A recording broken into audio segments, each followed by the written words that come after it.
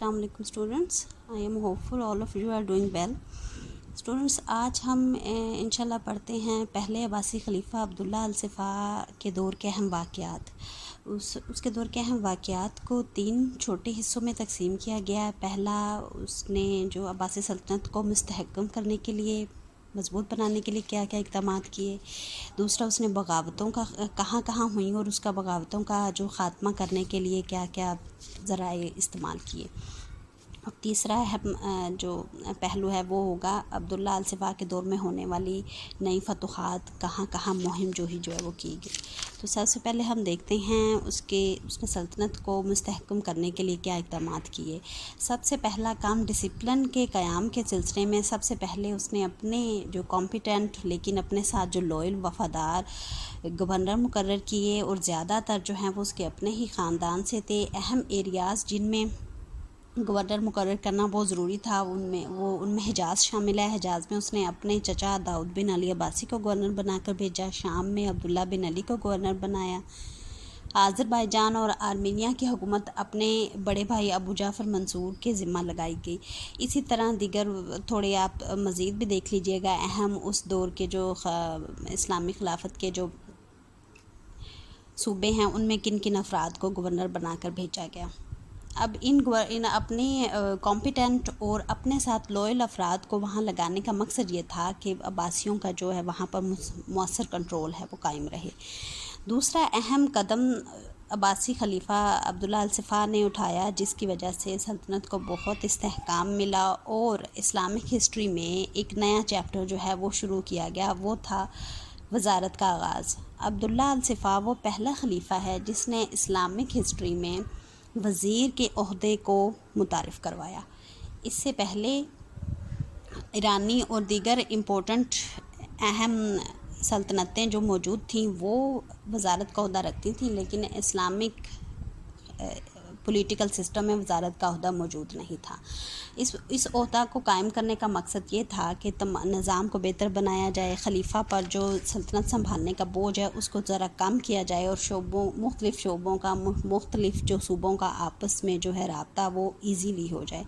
पहला अब्बासी वज़ीर जो था वो था अबू सलमा खलाल, जिसको अहले बैत के साथ मोहब्बत की वजह से वज़ीर आले मोहम्मद भी कहते हैं। हम लास्ट चैप्टर में इनके बारे में ज़्यादा तफसील से पढ़ चुके हैं कि इनको वज़ारत का ओहदा जो है वो क्यों दिया गया था। तो ये एक बड़ा अहम पॉइंट था सल्तनत को मुस्तहकम करने के लिए अब्दुल्ला अल सफ़ा की तरफ से। तीसरा अहम नुक्ता जो है, अब्दुल्ला अल सफ़ा ये समझता था कि उसके जो मुखालिफिन जिनके ख़िलाफ़ तहरीक कामयाब की गई वो बनु उमय्या थे। जब तक उनका मुकम्मल ख़ात्मा नहीं हो जाता अब्बासी सल्तनत को इस्तेहकाम नहीं हो सकता। तो अब अब्दुल्ला अल सफ़ा ने बहुत जुल्म किया बनु उमय्या पर। इस सिलसिले में ये कुछ एक छोटा सा वाक़या भी लिखा हुआ है, इसकी ज़रा रीडिंग आप ख़ुद कर लीजिएगा। बहरहाल पहले लास्ट चैप्टर में भी हम बता चुके हैं कि बनु उमय्या का शहज़ादा आखिरी सिर्फ़ एक, जिसका नाम अब्दुल रहमान था, सिर्फ वो अपनी जान बचा सका और उसने उंदलस में जाके, जो कि मौजूदा दौर में स्पेन कहलाता है, वहाँ बनु उमय्या की हुकूमत है कायम की।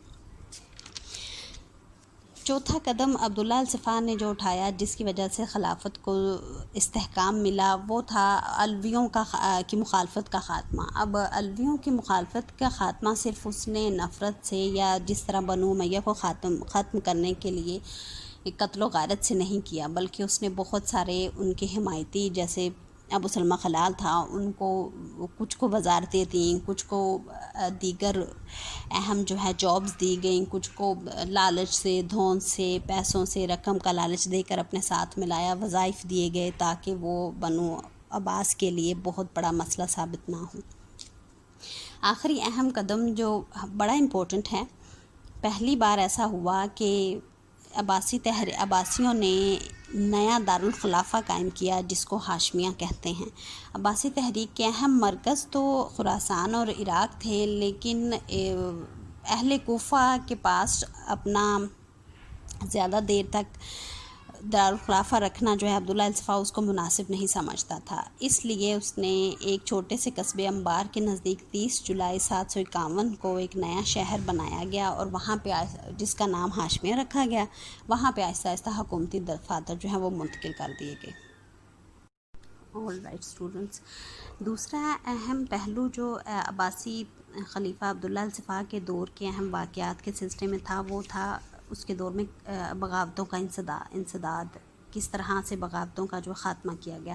پہلے ہم دیکھتے ہیں کہ کن ایریاز میں بغاوتیں ہوئیں۔ سب سے پہلے اہم جو بغاوت ہوئی بخارا اور خراسان کے ایریاز میں ہوئی۔ وہاں ابھی بھی اہل بیت سے محبت رکھنے والے لوگ موجود تھے۔ امیر ان کے مشہور بسام بن ابراہیم نے بغاوت کی، لیکن الصفا نے اپنے اہم خازم بن خزیمہ کو اس کے سدباب کے لیے روانہ کیا، اور جو ہے بخارا اور خراسان کو عباسی حکومت کے دائرہ کار میں لایا گیا۔ موصل کے لوگوں نے بھی بغاوت کر دی تھی۔ انہوں نے ان کی بغاوت کے خاتمے کے لیے عبداللہ الصفا نے اپنے بھائی یحییٰ بن علی کو بھیجا، جنہوں نے لوگوں سے بعد میں گفت و شنید کر کے اور پھر جہاں پہ ضرورت پڑی جنگ کرنے کے بعد جو ہے عباسی خلافت کے دائرہ کار میں موصل کو لے کر آئے۔ شام کا ایریا بہت زیادہ بنو امیہ کے تاثر میں، بنو امیہ کے زیر اثر رہا۔ شام میں حبیب بن مرو نے بغاوت کی، اس کے خاتمہ کے لیے عبداللہ بن علی کو بھیجا گیا۔ عبداللہ بن علی نے شروع میں تو باغیوں کے سربراہوں کے ساتھ موقع کی نزاکت کو سمجھتے ہوئے مصالحت کی اور ان کے ساتھ صلح کر لی، لیکن ایک چھوٹی سی جھڑپ میں ان کا باغیوں کا مشہور سردار ابو داؤد مارا گیا۔ اس کے مارے جانے کے ساتھ ہی جو شام کے لوگ ہیں ان کا مورال ہو گیا، تو ان دی اینڈ اہل دمشق نے بغیر کسی قسم کی جنگ کے عباسیوں کی بیعت کر لی۔ عراق میں بغاوت کی گئی۔ عراق میں یزید ابن حبیرہ نامی شخص تھا جو کہ بنو امیہ کا بہت بڑا حمایتی تھا۔ اس کے خلاف ابو جعفر منصور جو ہے اس نے جنگ کی، لیکن جنگ نہیں جیت سکا۔ ان دی اینڈ جب عراقیوں تک یہ خبر پہنچی کہ آخری بنو امیہ کے خلیفہ مروان ثانی کو قتل کر دیے گئے ہیں، تو ان کا مورال بھی ڈاؤن ہو گیا، اور ابو مسلم خراسانی نے جو ان کے ساتھ صلح کر لی اور عراق کو عباسی خلافت کے زیر اثر لے کر آئے۔ ابو مسلم خراسانی کے ہی اکسانے پر الصفا نے بدعہدی بھی کی اور ابن حبیرہ کو قتل کروا دیا۔ آرمینیا کا علاقہ بڑا مشہور ایریا تھا۔ وہاں کے حاکم اسحاق بن مسلم عقیلی نے کافی زیادہ بغاوت اور بہت زیادہ تنازعات جو ہیں وہ پیدا کرنا شروع کر دیے تھے۔ الصفا کے مشہور جرنیل موسیٰ بن کعب تھے، انہوں نے آرمینیا کی بغاوت کے خاتمے میں اہم کردار ادا کیا۔ اہل جزیرہ کے لوگوں کی بغاوت کے خاتمے میں بھی موسیٰ بن کعب کا ہی ہاتھ تھا۔ ماورا النہر کا ایریا جو ہے اسٹوڈنٹس، آج کل کا سینٹرل ایشیا جس کو ہم ازبیکستان، تاجکستان کہتے ہیں، اس کو کہتے ہیں۔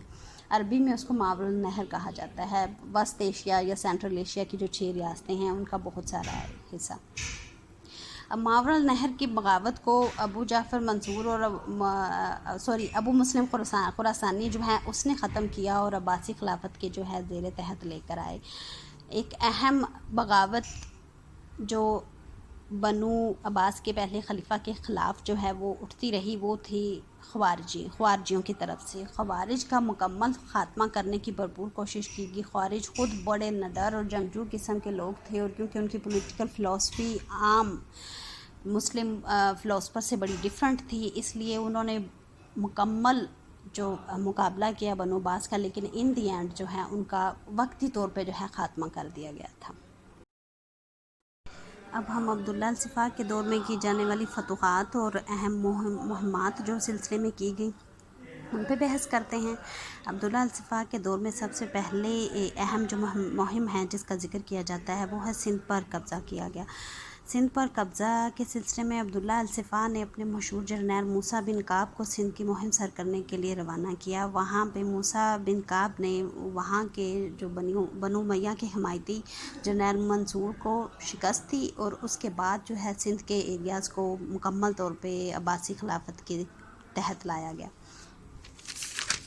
ایک اہم فتح کی گئی عبداللہ الصفا کے دور میں ترکستان کے سلسلے میں۔ ترکستان کا ایریا چائنا کے قریب اور سینٹرل ایشیا کی کچھ ریاستوں پر ہی مشتمل ہے۔ اس میں چھوٹی چھوٹی ریاستیں تھیں، چاچ، فرغانہ، ختن، اس طرح کی یہ چھوٹی چھوٹی ریاستیں جو ہیں وہ اپنا دفاع خود نہیں کر سکتی تھیں، تو ان کے لیے اپنے دفاع، اور وہ عباسی سلطنت کے بڑھتے ہوئے اثر و رسوخ کو اپنے لیے خطرہ سمجھتے تھے، اس لیے انہوں نے ہیلپ لی چائنا کے شہنشاہ سے جس کا خطاب جو ہے خاقان چین بھی ہے، اس سے کہ آپ ہماری مدد کریں.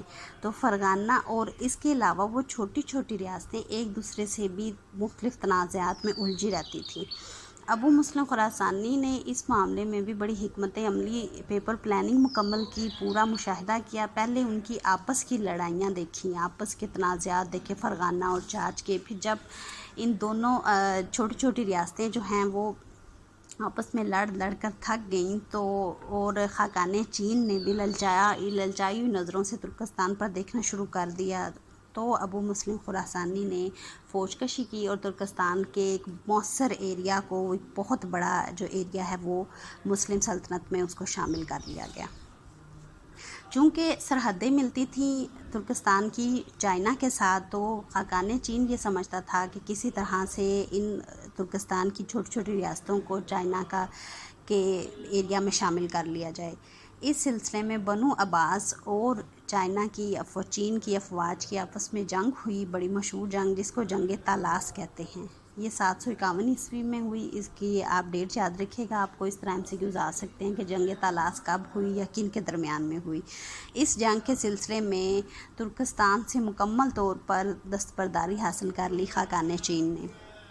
رومیوں کے پورا اہل روم کو مکمل طور پہ تو ختم نہیں کیا جا سکا، کیونکہ یہ ایک بہت بڑی سلطنت، بہت بڑی پاور تھی اپنے دور کی. البتہ جو سرحدی تنازعات دن بدن بڑھ رہے تھے، وہ عبداللہ الصفا کی مصالحت کی کوششیں اور مہم جوئی جو مکمل طور پہ کی گئی سرحدی ایریاز میں، اس کی وجہ سے کافی حد تک کم ہو گئے. رومیوں نے سرحدوں پر بار بار چھوٹے چھوٹے جو تنازعات تھے اور چھوٹی چھوٹی جو لشکر کشی تھی وہ کرنا چھوڑ دی. تو یہ کچھ ایریاز تھے جو عبداللہ الصفا کے دور میں فتح کیے گئے. سندھ، ترکستان، چین، کچھ رومیوں کو کافی حد تک جو ہے پیچھے دھکیل دیا گیا. تو یہ بہت بڑی ڈیولپمنٹ تھی عبداللہ الصفا کے دور کی.